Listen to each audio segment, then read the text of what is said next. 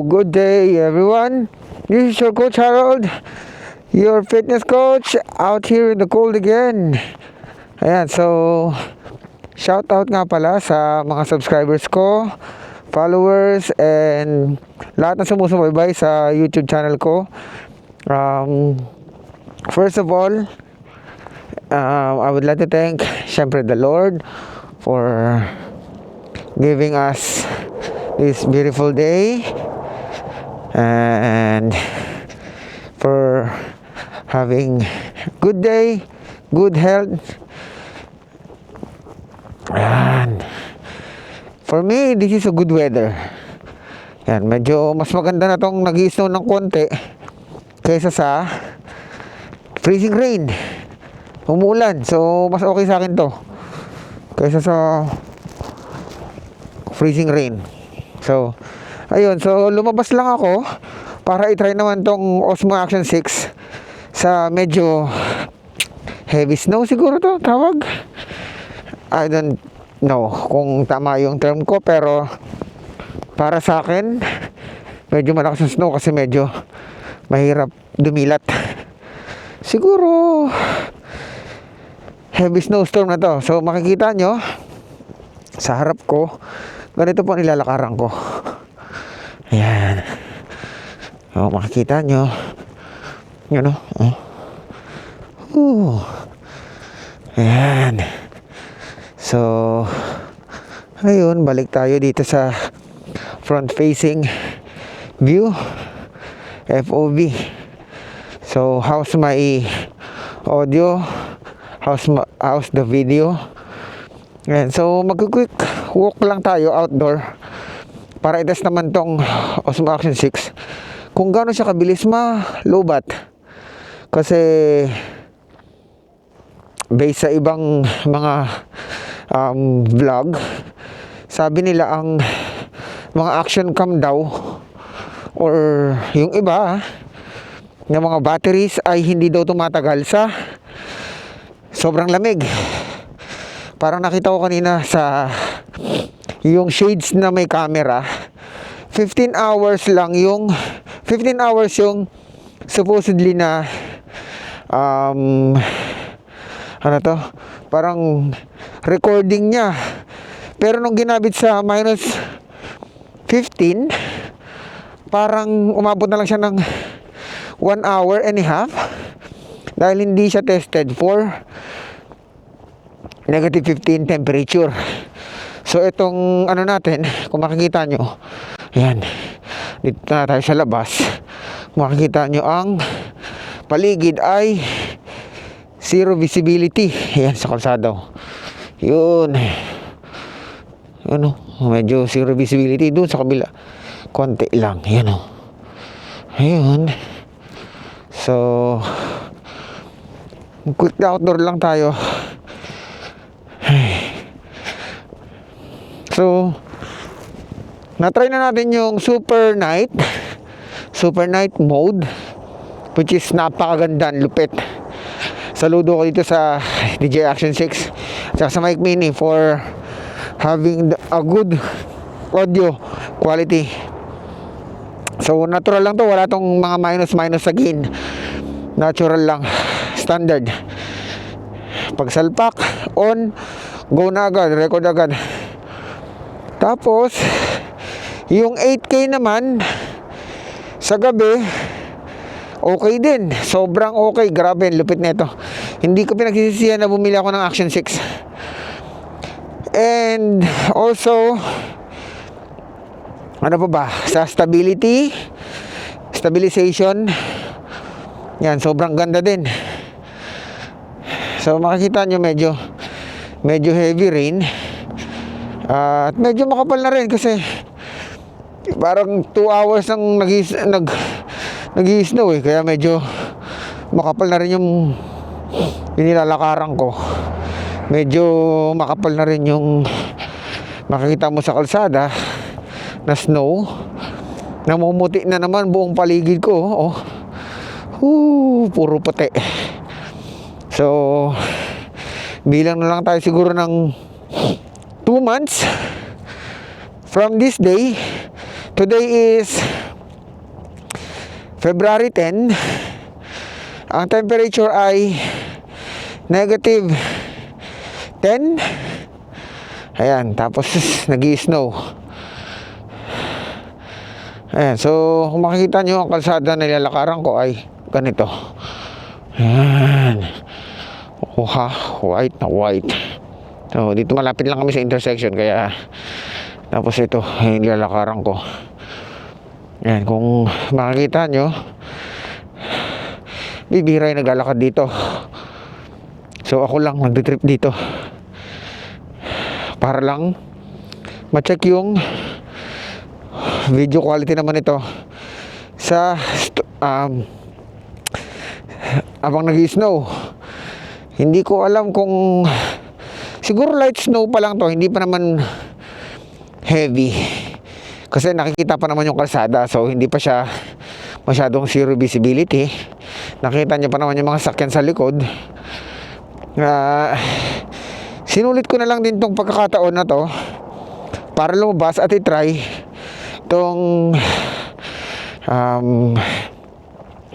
Action 6 outdoor, dahil sabi ko nga 2 months na lang ako dito mag-i-stay sa Canada. Uwi na ako ng Pilipinas.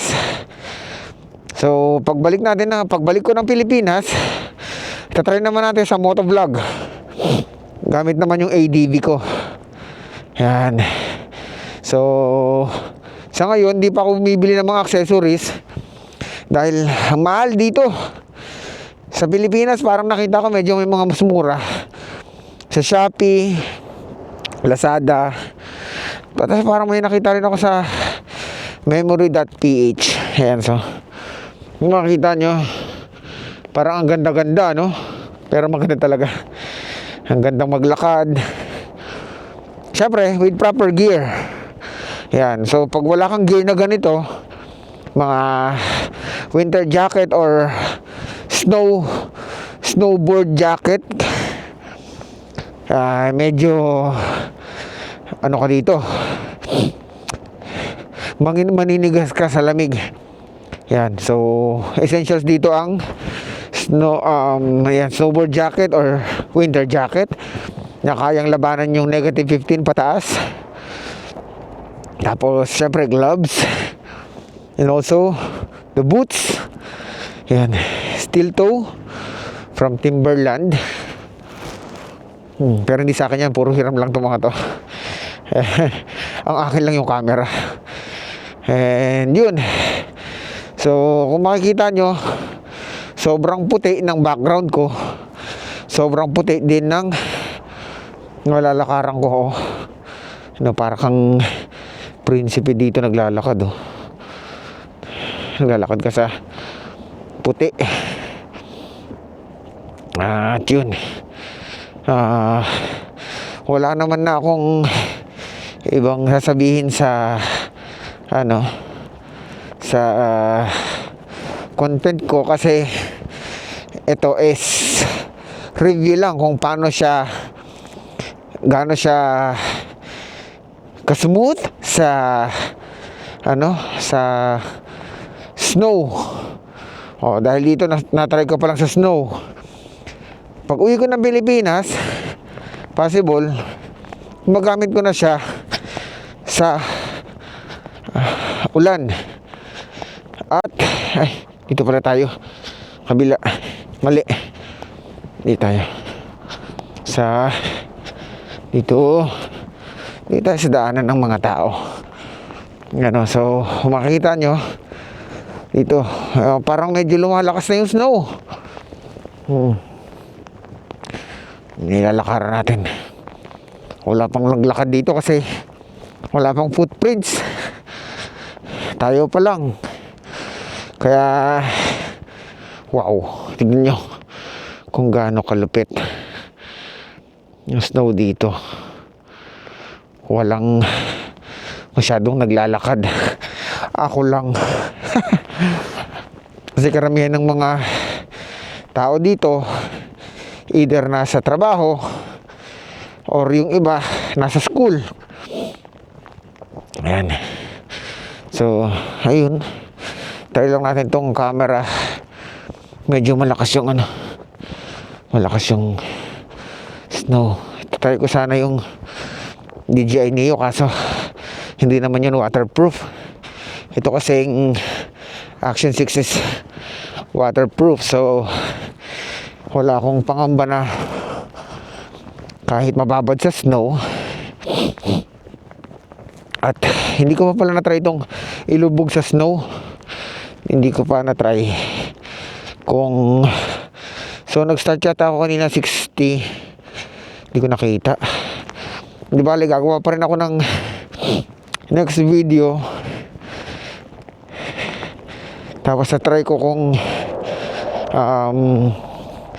gano'n siya katagal. Pero ang nakita ko dito ang review is abot siya ng 4 hours 6, 12, 18, 24. So 240 minutes siya pwedeng gamitin. Tapos sa 4K 60 fps or 4K 30 fps. Pero hindi ko pa na-try ng ibabad ng diretso kung gaano katagal siya talaga magagana. Pero ayun nga, try natin sa dito. Hindi masyado sa Pilipinas ko na lang ito itatry. Doon matatry ko siya ng matagalan sa ride. Pero dito kasi di masyado Hindi ko pwedeng itry sa running. Dahil lagi snow naman, hindi naman ako makatakbo ng malayo.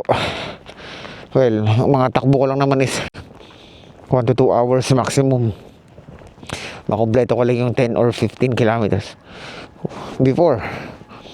Pero ngayon, wala na. Ang outdoor activities dito is na lang, snowboard, gym. Yan, snowboard gym. Yun na lang. Wala na masyado. Pero ang ganda kung makikita nyo, sobrang nipis lang niya. Yan ganun lang tanggalin kahit pag makapal na siya. So mamaya after siguro 5 PM, yan, ganito lang siya, parang bulak. Ang nipis. Ayan, so nandito na tayo again. Thank you sa lahat ng subscribers ko, sa lahat ng sumusubaybay, sa lahat ng nanonood. Kung umabot ka rito sa dulo ng video, thank you so much for watching. Kung kaya nyo mag-subscribe, okay lang. Kung hindi, thank you pa rin po. So this is your Coach Harold saying thank you. Stay fit, healthy, stay warm here in Canada. God bless po. Bye bye. Stop recording.